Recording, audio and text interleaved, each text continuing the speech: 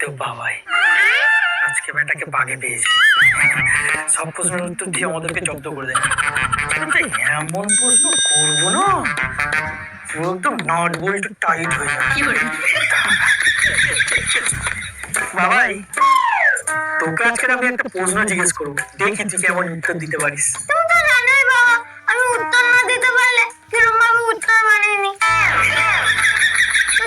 তুমি আমাকে প্রশ্নটা ধরো। তা বলতো, বাস ড্রাইভার আর কন্ডাক্টরের মধ্যে পার্থক্য কি?